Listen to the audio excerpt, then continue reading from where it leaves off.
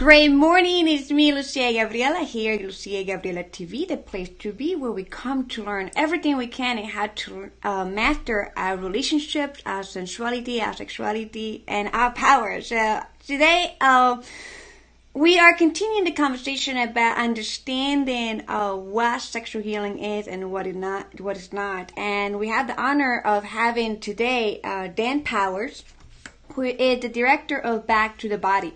So really, really excited about today's conversation with Dan, and I'm gonna bring him right now into our forum. So here we go. Hi, Dan. Hi, how are you? Very good, thank you. Thank you for joining us today and for sharing your insight and your perspective about this topic. It's really needed right now. So we've been having incredible speakers here in our show, sharing their perspective. And one of the things that I would love to invite everyone who's watching live and also watch later in the recording is to understand that everybody's perspective is unique and based on their work and life experience. And we're here to honor and really have an open mind and open heart. And whatever works for you, great. If it doesn't work for you, just toss it into the garbage, or maybe sometimes hang it into the wall and go back to it and it resonate another time. So we all here respecting each other. So I would like to learn a little bit. You are the director of Back to the Body, so we would like to know a little bit more about you, what you do, and how you actually help your clients. Sure. So Back to the Body is a sensual retreat experience for women. We use an immersive model.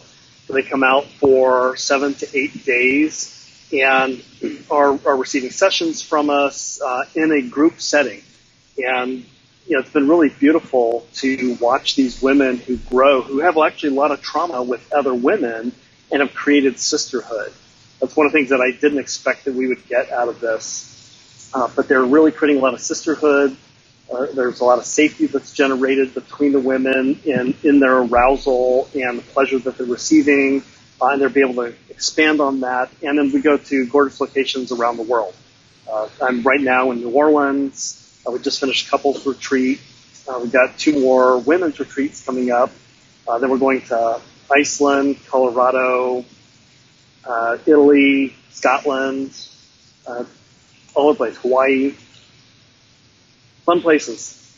I love it. I personally have met Pamela, who's also the co-director, who also worked with you in this, and just to see the integrity of the work that you guys do, and how I love to honor Pamela in this because she's really so focused on creating the safety nest and also to create the integrity of the work that is being done, and not taking it seriously, not just we're just doing this just for retreat, but the way that you guys work is so powerful, and you guys really take your work very seriously. So I really honor that. Absolutely. I really appreciate that. Yeah, well, thank you. Yes, Pamela is actually a really amazing woman who had her own journey in kissing some of the frogs, but also finding some of the stars. And when she found that there wasn't anything out there for what she was really looking for, she created it. And that's just the kind of mastermind that she is. And it's created this event that is very safe for women. We do have very strict boundaries in what it is that we do and don't do. We follow a sexological body work protocol. Mm-hmm. But the container that we've created here for women has been able to really expand them, heal them in a number of different ways, some that we expected, some we didn't expect. So it's just been a really beautiful thing. She's done a really great job in getting us out there. Yes, and I have personally even people come to my women's circles, and when they talk about it, they're it's amazing. What I have heard is just incredible. So I'm really, really excited to hear from you all the questions that we have today, so your perspective. And okay, so let's dive into it. So we would like to hear. Let's dive into it. So what is sexual healing? I think sexual healing depends. It depends on the person. It depends on what it is that they're looking for. We don't call ourselves healers because we're not licensed through any kind of state boards or anything like that. And actually, I'm I'm kind of thankful and not at the same time. I think part of the problem that happens when you bring a regulatory service in place, that they will put things in place that aren't very helpful in a lot of cases, and it's with the best intentions, it's to help people, to help them heal, that kind of thing. But if you look at ASECT, the American Association of Sex Educators, Counselors, and Therapists, the therapists used to have, in some cases, have sex with their clients, and they were in a very vulnerable place, and they I don't want to say manipulated them, but maybe fell in love with them themselves, and so it was not a good thing, and they did this pendulum swing from being able to do that to very strict and rigid about even touching clients. And so if you've got a client who's crying and upset, while it would be healing to touch them in a caressing way, I mean, not caress, but like a comforting way, they're not even allowed to do that. So I don't know. So that's my little soapbox on that. So sexual healing is anything that somebody is looking for to help themselves move forward in an area around sexuality. And that can be a number of different things: healing from rape, healing from some kind of sexual abuse, be it incest or other kinds of things, or even just feeling better about themselves around sex. Body shame issues, those kinds of things. Yeah. So what is not sexual healing? Again, that really depends. It depends on the person who is the receiver of it and what it is that they're looking for.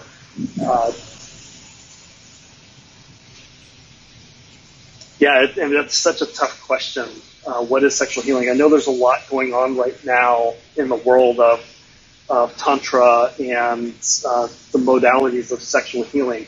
And I think sex therapy is sexual healing. And talking to somebody about what's going on in their lives, regarding their sex lives, regarding their body image issues, anything that's going to promote them to a sex life that they desire for themselves is healing. And everything that's not is not sexual healing. So, but what does that even mean? Because so many things, even though they're not directly related to sex, have an impact on sex. And so pretty much anything can be sexual healing. I think it just depends on the person who's there. Yeah, thank you. So the next question that we have, all the questions that we have here today are a gathering of questions of different forums, and even questioning myself when I was in my journey of like exploring sexual healing, and also in my journey of like facilitating sexual healing, because at some point I would not consider myself like I was in the sexual healing community, but then like diving deeper into the work that we were doing, like, well, we're working with emotion, we're working with this, like it is part of the sexual healing aspect of it.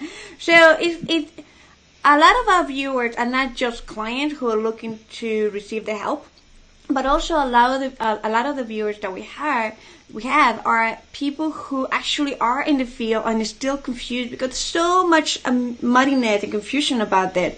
And listening to you and other practitioners, it kind of helps us to really have a better understanding and clarification of like what it is that we're doing and we're not doing. So some of the questions may sound like we're repeating ourselves, but when we ask the question from a different perspective, different angle, we may have a different answer, we may have a different insight.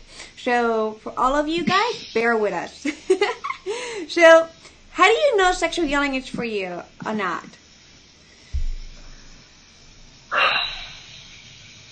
So it depends on the modality that you're looking for. If you are in a relationship and it's not working well, and it has something to do with your sexuality, then sexual healing could be for you. Now, the modality is going to depend. Is it you go to a talk therapist, or you go to a DACA or a psychological body worker? What is the issue in specific that you're looking to correct? If it's something that is a mental state, and if talk therapy can work for you, then great. I know people who have done sexual healing that have gone into the BDSM world and recreated a rape that had happened to them and was able to put it in a perspective where they were able to diminish the energy that they were carrying around with it by going through and playing through a rape scene, for example. And in the BDSM world, the bottom, or the person who's receiving, is the one that ultimately has the power. So in this particular case, if I'm playing a rape scene because I was raped in the past, I know that I can stop it at any moment. And that point in time that I froze and didn't tell them to stop, or didn't fight hard enough, or wasn't able to fight hard enough, or whatever number of reasons that it happened, so many people blame themselves for something like that happening. Well, in this case, they can go through it and recreate the neural pathways to say, okay, yes, this happened. We understand the trauma from it, and let's rewire it so that we're not caught up in that energy that's keeping us from being who we want to be. Yeah, I love that you brought up the whole aspect of BDSM and the therapeutic aspect of like how BDSM and kink can actually help the client to heal sexually. I love that because I'm in like the therapeutic kink community too. So it's like, thank you for bringing that up. So these are questions that sometimes we act from a place of like understanding the process and in the journey of the individual to experience sexual healing. But also some people like the question, some people don't like the question. So the question itself is there any levels or stages of sexual healing?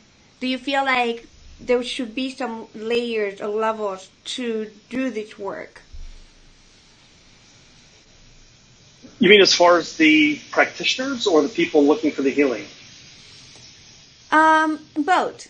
Let's put it like in the way of like, should a client have, when we provide, for a practitioner, when we provide a service of sexual healing, should we create some layers, some levels in the journey for this individual? Because offering a service that they may not be ready for at the beginning, where we go to the end. So, or even to the person, like sometimes they're not ready. So it's about the aspect of readiness when it comes to the levels and stages. What is your perspective on that one? Yeah, absolutely. Like with anything, there's always going to be different levels with how you proceed.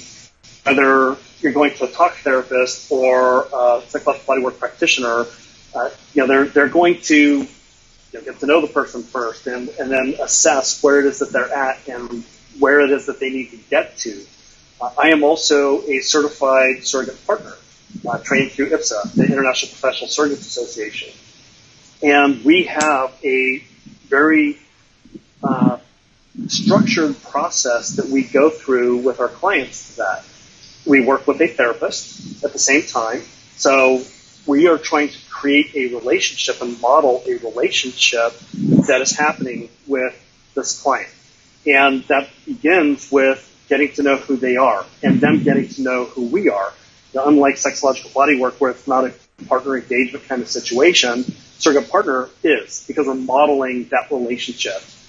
So it's not just me, doing hands-on work with a person or talk therapy or anything like that, but it's, hey, who are you? And here's who I am. Here's how I would interact in a relationship type situation, getting to know somebody. I'm not jumping into bed right away, especially if I've got some issues around my personality, my sexual behavior, that have kept me from actually being in the relationship field in the first place. So working with that therapist, it's the three of us that determine when we proceed and where we move forward to.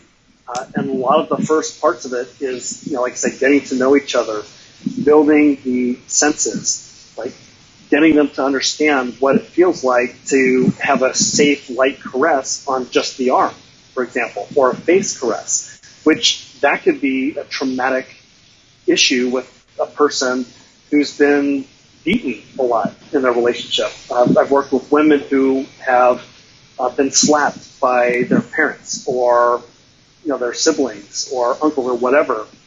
So anything where the hand is close to the face can be a trigger for them. And that's one of the reasons I really love this model, is because you've got the therapist there to help support everything that's going on. And it's the safest, for sure.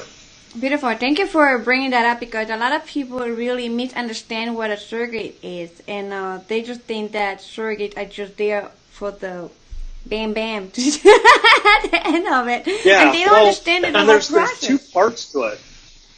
Yeah, there's like, so my distinction is if you're a sex surrogate, then that's pretty much what you're doing. You're having sex with your client right off there, some sexual issue that they're trying to work through, whether it's body shame issues or whatever. A woman working with a man, he may have impotence issues. Like, well, I don't know that I can get an erection. I don't know that I can physically have intercourse. So that's something that they can just jump into, I think, fairly quickly. In the work that I'm working with as a surrogate partner, it's clients who are having problems even getting into relationships. Whatever it is they do, they sabotage them or they're just afraid to. And people say, to women, it's like, well, you can just go into any bar and pick up a guy and have sex with him. It's like, no, that's not what we want to have. I think that can bring a lot more trauma to them.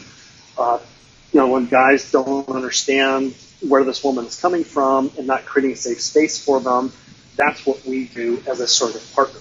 I tell my clients all the time, you can do what you're normally going to do, and between myself and the therapist, we're going to root that out and point it out and say, okay, how do we work with changing that dynamic so that you can be in relationship? Notice where you're sabotaging your relationships, potential relationships, and we can work that.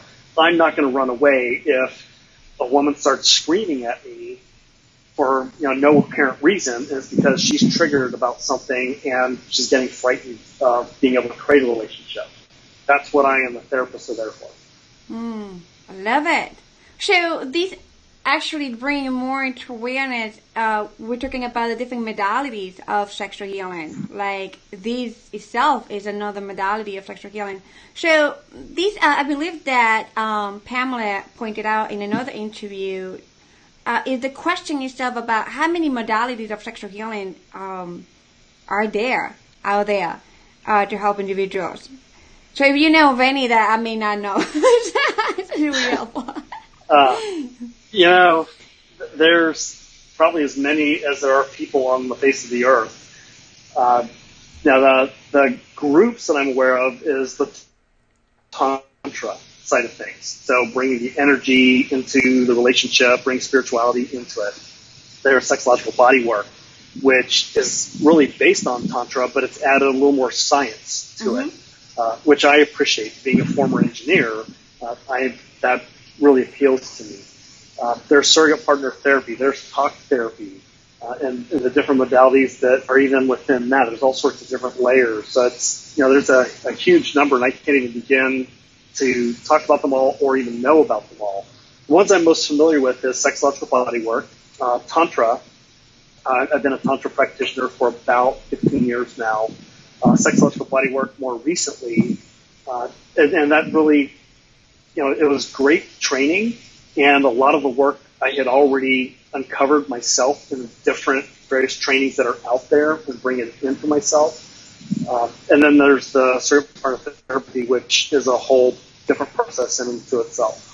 I just find it fascinating, the surrogate partner therapy. That's fascinating. I'm gonna look into that because I haven't heard of it. I think I have heard of the sex surrogate, but it is my first time listening to this the surrogate partner therapy, which is just another level of helping individuals, which is it's just so cool. Okay, so yeah. Well, there's a great movie out there called The Sessions, and it was Helen Hunt and John Hawkins. I think it's Hawkins. Helen Hunt was even nominated for whatever award they give to actors. And it was a beautiful movie. There's some misleading ideas in it.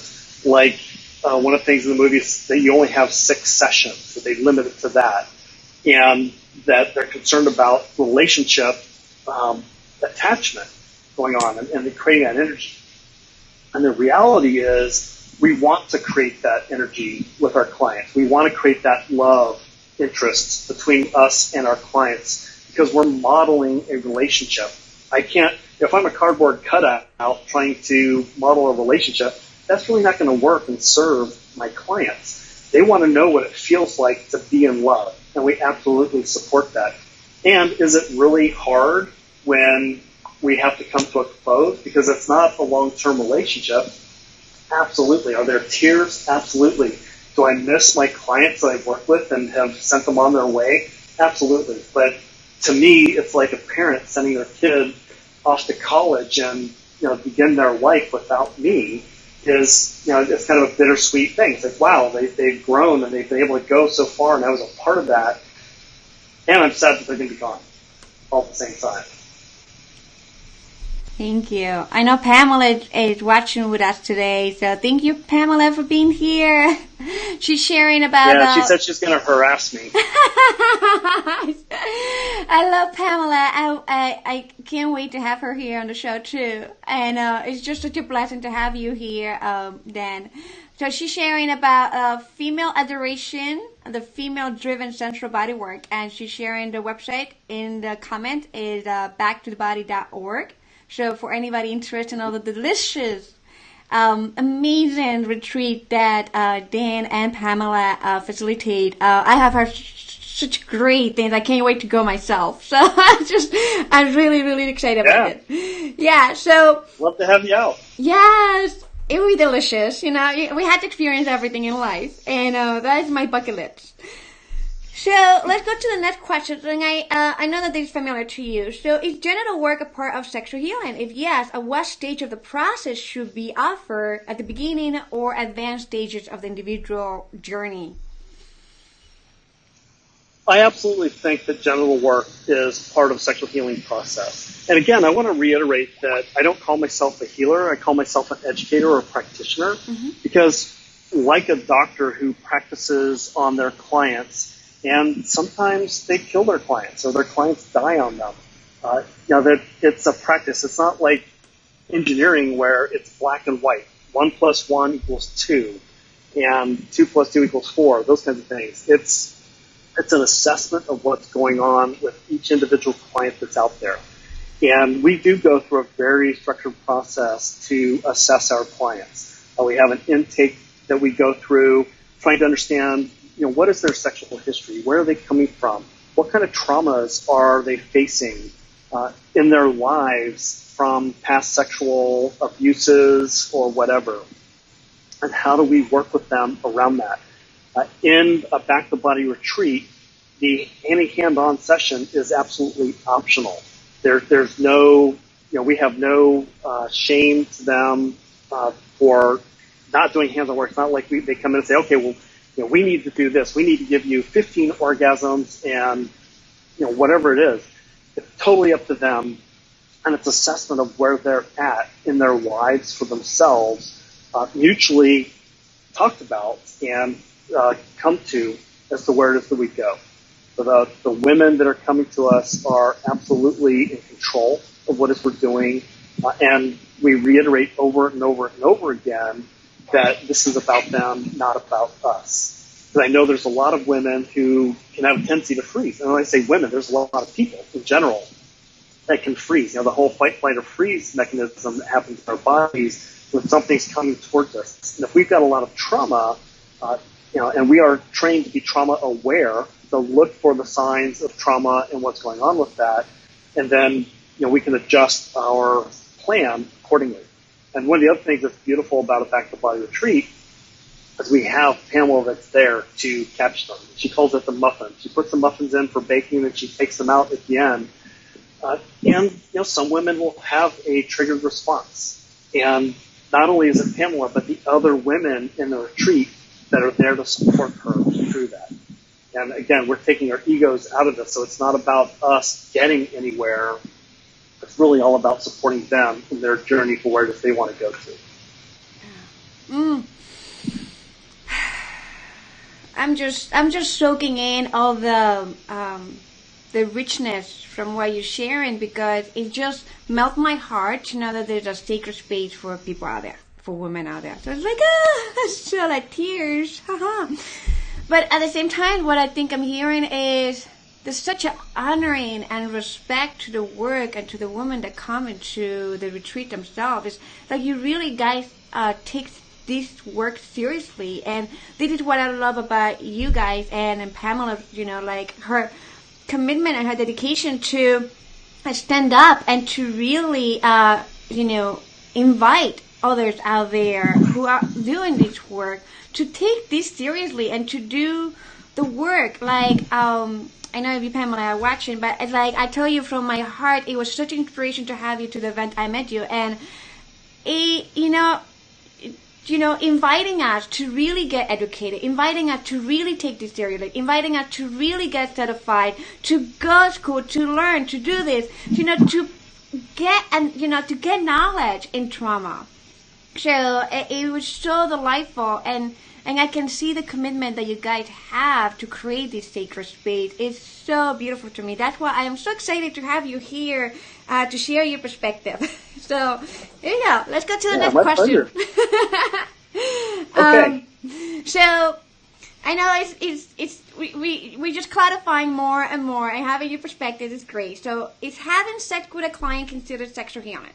We talk about sacred prostitute, and a lot of people talk about this.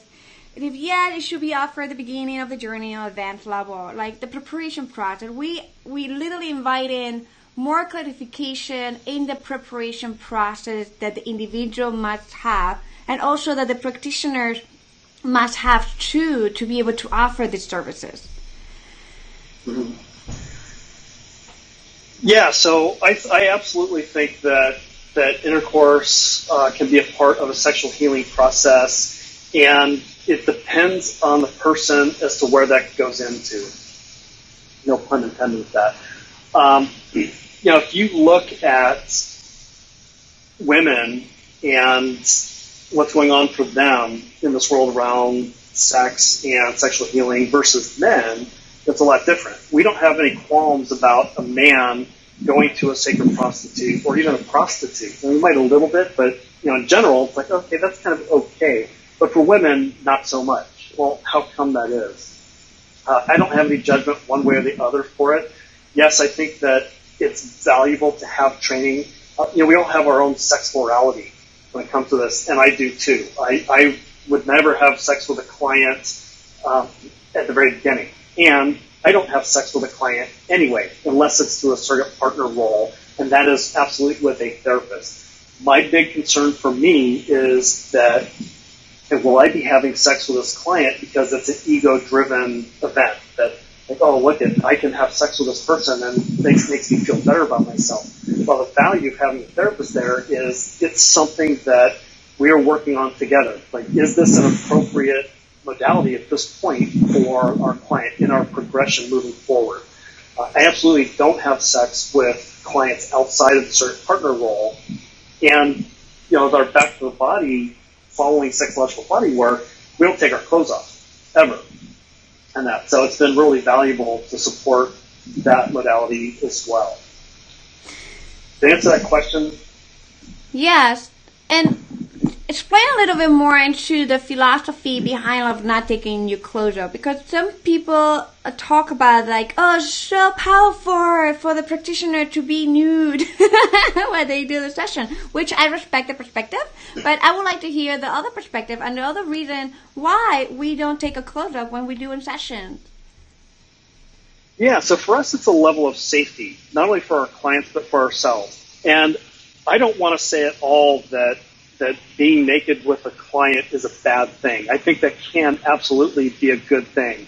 If the client was frightened of a person being naked with them, and they can start to work through that, because let's say me, for example, if I was doing something like this, if I got naked with my client and I'm not actually projecting myself to them sexually, then they can start to trust men in a different, better way.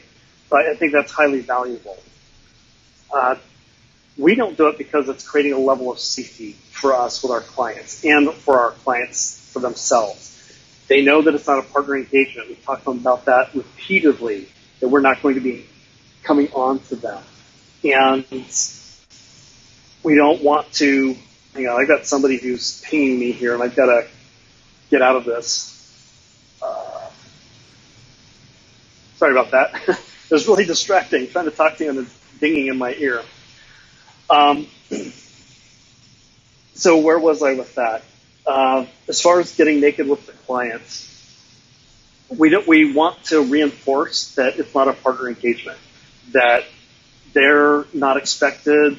In fact, we've requested that they don't reach out and touch us, because to me, if they're reaching out and touching us, then they're getting into their head instead of their bodies. And I don't want that. That's why it's called back to the body. We're getting back into your body. So many women come to us with this idea of, oh, he's been touching me, and so I need to reach out and do something for him. And they're not really fully receiving their arousal and their pleasure for themselves. And so that's the focus of what it is that we're doing at a back to the body retreat.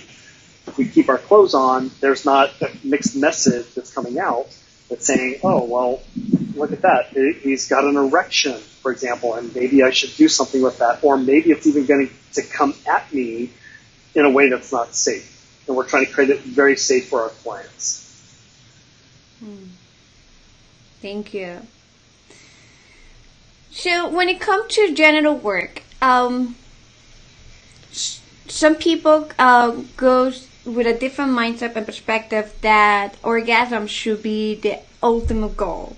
Should orgasm be the ultimate goal of a healing session when it comes to pleasure, or when it comes to, sexual healing? I don't think so, but I'm not saying that would be wrong either.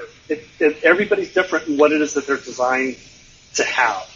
I know women who have come to us who, like, I have never had an orgasm. I want to know what that is. And so for them to have an orgasm, that can be very healing. Like, wow, I'm not broken. I'm normal. I'm having orgasms. They may have had orgasms and just not understood what they were. Because so many people, because of our culture, the only way they've learned how to have sex or anything about sex is through watching porn.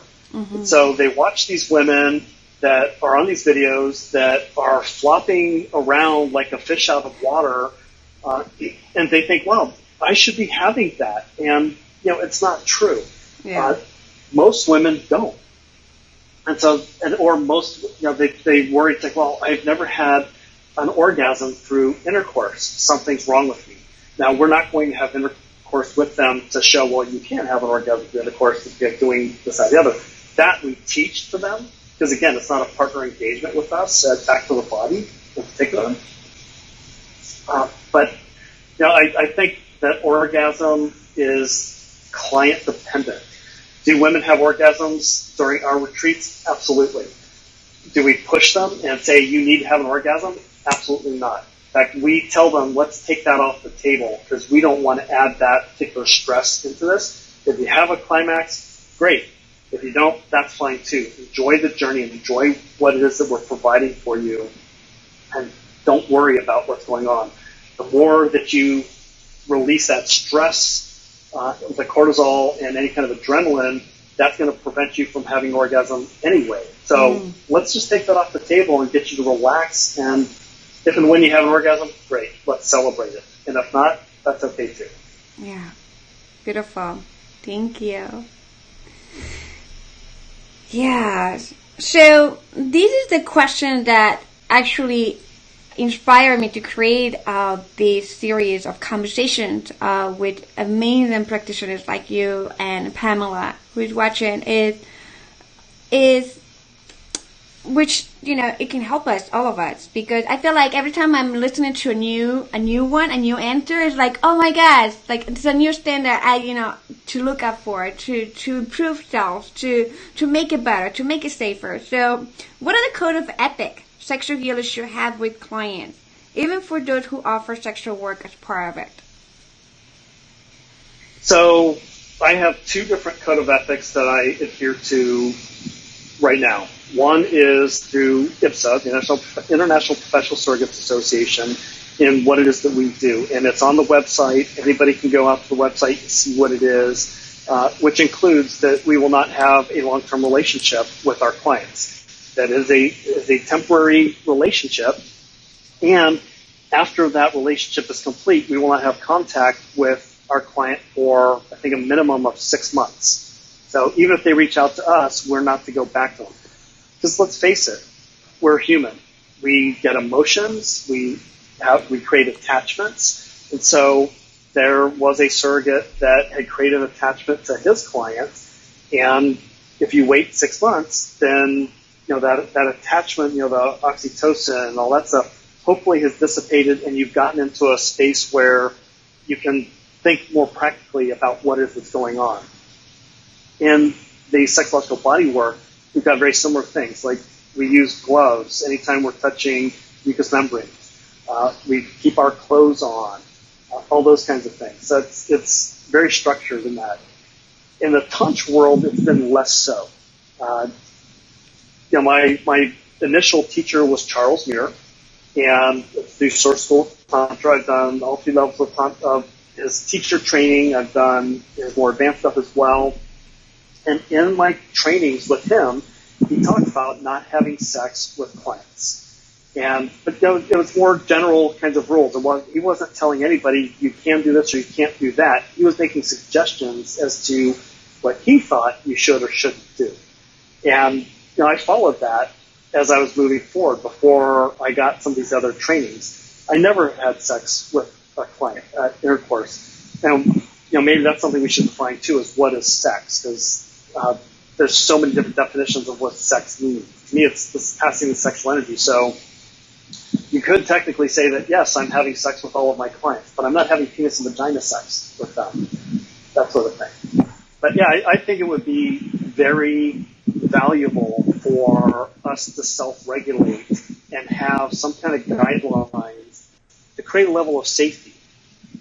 One of my big fears in the Tantra world is I know that there are different modalities out there that, one in particular, which it makes me cringe, is they talk to they're teaching a workshop, and they'll tell the participants that because we're the teachers, we can't initiate a sexual contact with you, but if you want to hit on us, then that's okay.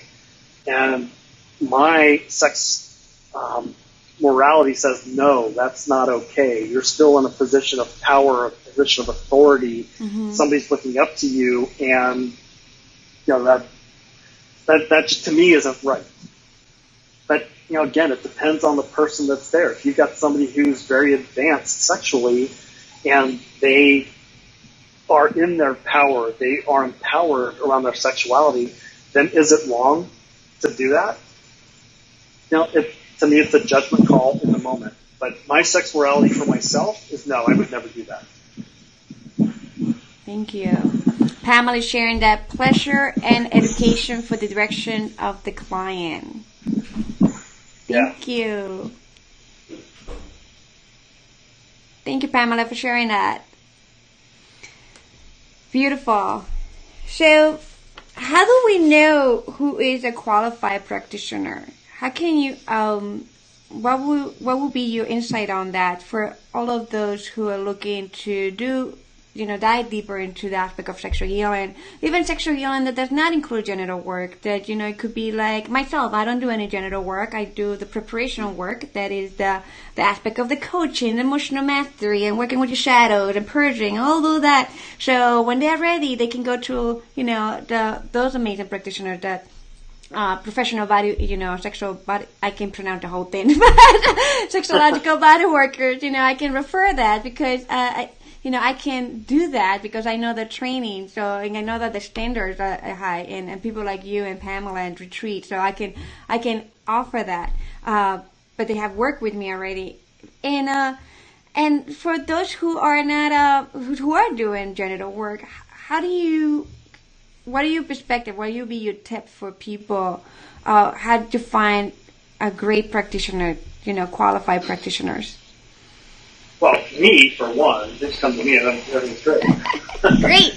Just kidding. And I know that I'm actually not the right person for everybody out there either. So my advice is you talk to the person, find out what their motivations are, find out what their background is, find out what it is that their purpose for doing this work is. I know a lot of practitioners that are out there that got into it because it was a way for them to meet people sexually. Like, oh, I'm the great Tantra god. Look at me. You should come to me and worship me and let's have sex. And I think people, when you talk to somebody like that, you'll pick up that energy and say, yeah, this person's not for me. find out what their intention is and how they're going to help you in doing what it is that they're going to do.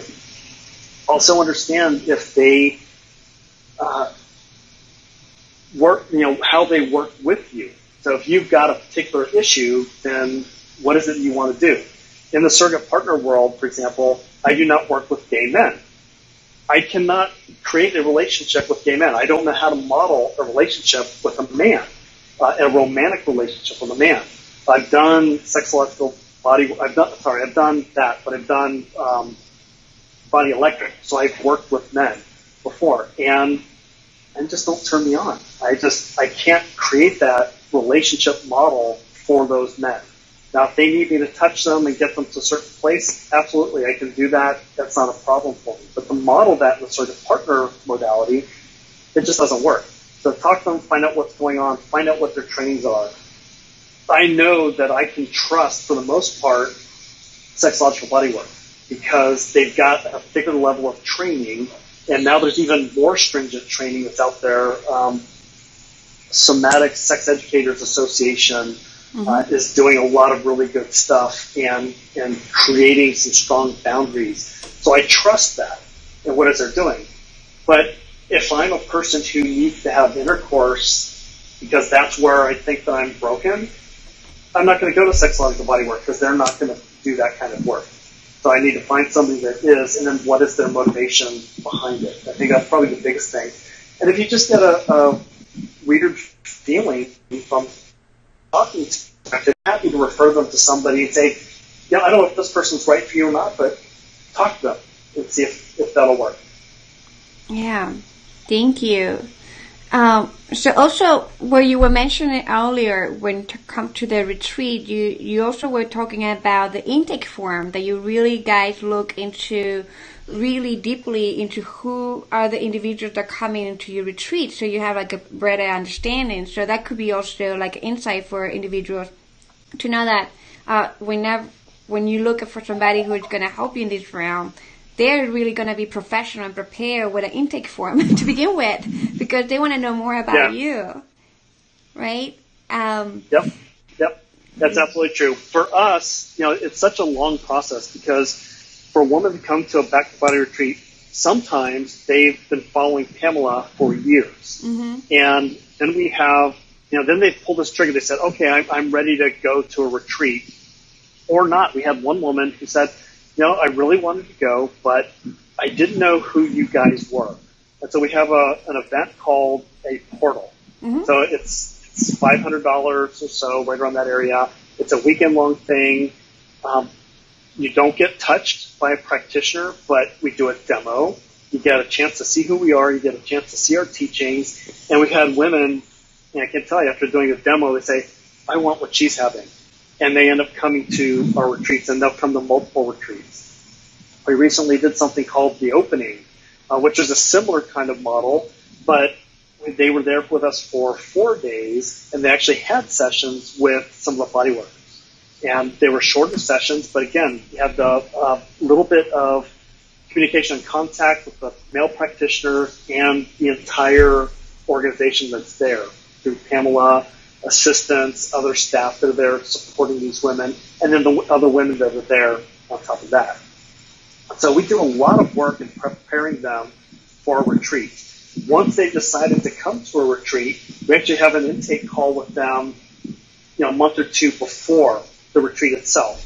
Then once they get here, we have another intake process with them. It's like, okay, I talked to you a month ago, but that was, it was a month off at that point. It maybe wasn't real for you. Now it's here. Now you're with us. You're seeing me live. What's coming up for you in this moment? And then the next day when we have the session with them, again, we sit down with them and say, okay, here's where the rubber's hitting the road. What's going on for you in this moment?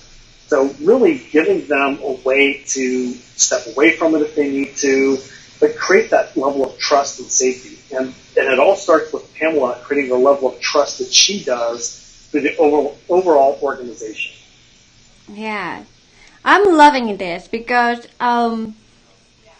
watching Pamela and watching you guys also doing your live streaming when you are at some retreat and listening to you guys, sometimes you wonder what the process, because everybody can go to the site and start looking into it, but watching and to you right now, listening to you, the level of preparation that you guys take the individuals before they get into the retreat, it's not just easy for them to just, okay, here's my credit card, take me to your retreat. Like, you really take this seriously, and you actually take them to, like, okay, attend this, come here, test it. We really checking where you are in every single step of the way to understand your trigger, to understand, like, your attachment, to understand, like, what is actually happening at a deeper level within you before you even come to a retreat that could be so transformational to your life.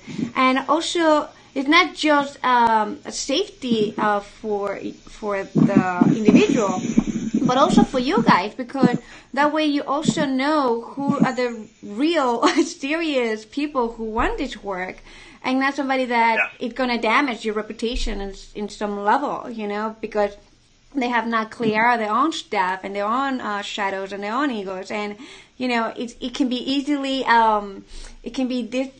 very easily dangerous for somebody to offer something like this in a shot.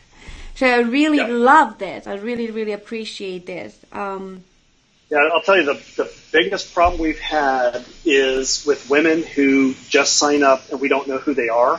Pamela usually has interactions with all these women before they actually sign up. And every once in a while, we'll get a woman who just out of the blue will sign up to do a retreat. And then we start our process of trying to reach out to her and get to know her a little bit. And one case in particular, she, I guess, didn't understand what she was getting into, and she had signed up and didn't understand why men were at a women's retreat. Well, the modality that we're teaching, a lot of these women have their trauma and their issues with men. So what better way to heal that trauma than with men? Mm-hmm. It's great to have all these women saying, don't let men get to you, and stand up to men, and whatever it is they're saying. But until you actually put them in the water, it's the problem I have with talk therapy. I think talk therapy is great, but it's only been shown from statistics I've seen to be 20% effective. Mm-hmm. Touch therapy is actually 80% effective. So the surrogate partner work we do has been proven to be 80% effective. So it's much more effective than just talk therapy. And when you combine them together, it's even more effective. So it's, what do you want to do? Awesome. I appreciate you so much. Thank you.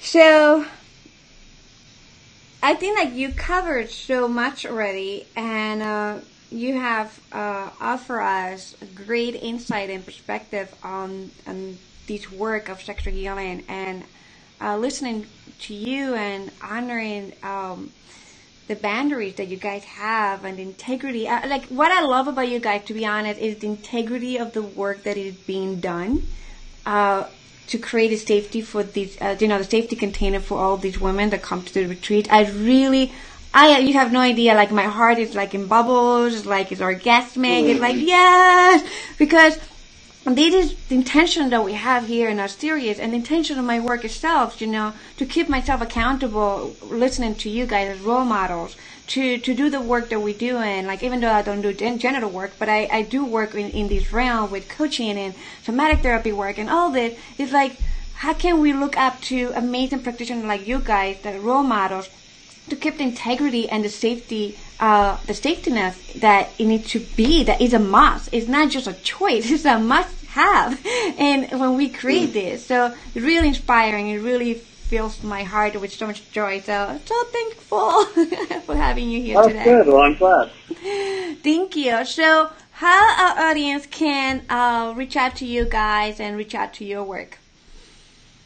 Yeah. So my email address is dan@backtothebody.org. Reach out to me at any point in time, and I'm happy to have a conversation. You can go to our website, backtothebody.org, and see what it is that we have to offer. We're always putting videos out there on that site. Pamela writes prolifically on Facebook, so you can follow her there, and just join the movement. We've got a portal that's coming up in New Jersey in June. And I forget the date. I probably should have looked it up beforehand, but I forgot. And that's a really great way for women who are on the fence. Like, I want to go, but I'm not sure if this is right for me. You can go to this. It's not a residential retreat, which is what our back to the body retreats are. It's a week, but it's a weekend long, so you have to get a hotel unless you're living in that area and you can drive home. But you get a really good taste of what it is that we have to offer and see whether it's for you. You get to meet with Pamela. I won't be at that one. Neil Wecker will be there. So you see a practitioner, you get to talk to the practitioner, and you get to see for yourself, is this right for me?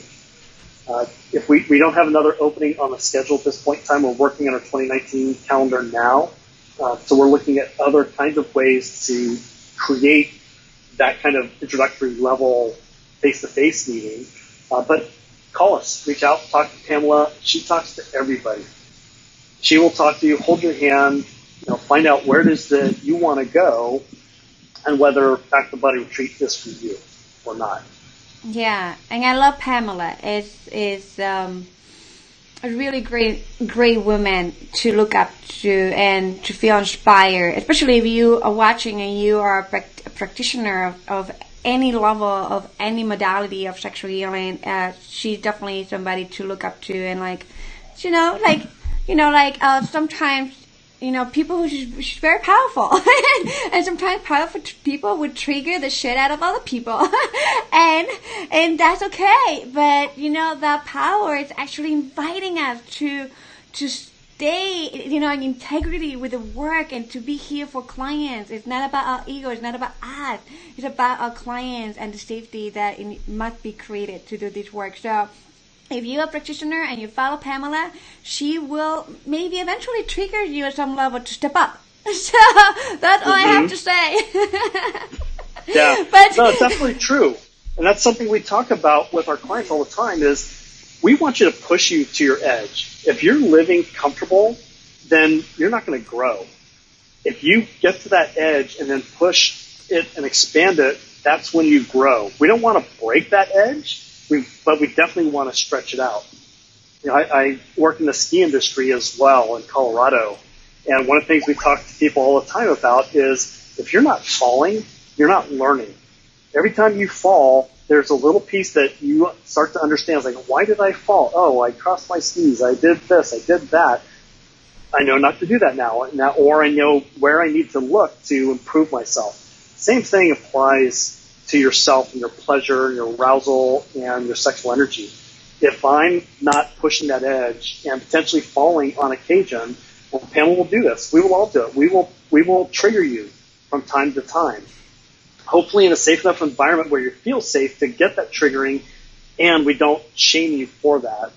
That's when the growth happens. Yes, and I tell you that in this event that we participated together, there were triggers, and people were triggered by her power or her authenticity of the integrity of this work. And I'm like, okay, I feel triggered here, but what is this about? I know I don't do genital work. I know I'm a tantra practitioner, but I don't, I know I'm a coach, and she was so inspired.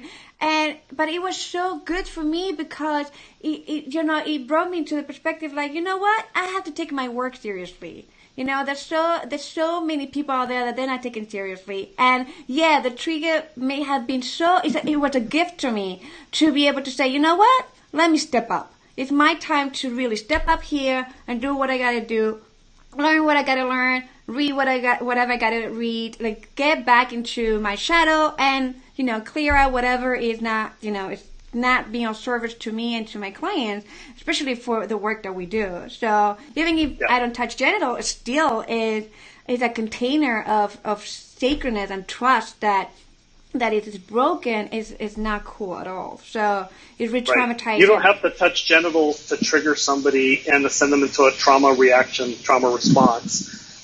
Touching genitals may bring that up a little bit quicker or in different ways. Who knows?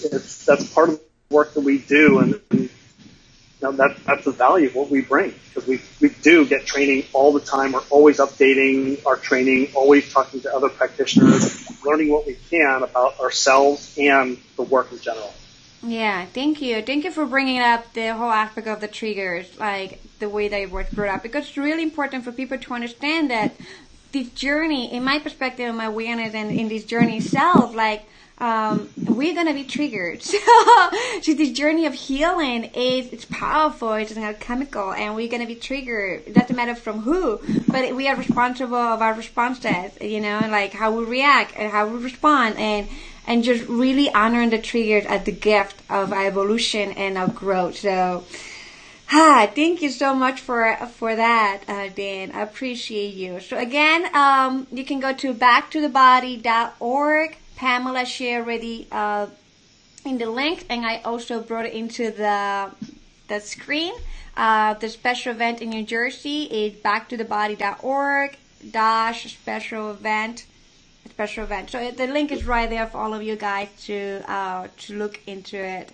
And it's called a portal, and it's under a special events section. Yeah. Yes, and for someone who has clients and people that come to my event that have talked amazing things about this retreat, I definitely can say that I'm really glad that to see this out there for women. So really thankful. Thank you, Dan. I appreciate you today. Yeah, thank you, and thanks for the work that you're doing, getting this message out there to people. It's people like you and us that create a level of safety for people just in general to work through their stuff around this. Yeah. That's very valuable. Thank you. Appreciate you, and thank you for everyone for joining us today. Thank you, Pamela, for staying the whole time and participating. I really appreciate you. I can't wait to have you next. We'll see you guys next time. And again, and you can always come back to Lucia Gabriel TV. You can always find me here on Facebook, and the recordings nicely edited go to YouTube, so you can go to my channel. And if you want to learn more about me, you can go to luciagabriela.com. And if you are in Florida, you can always come to Nuna Holistic Retreat Center, where we specialize in emotional and sexual healing. So love you all, and have a great time.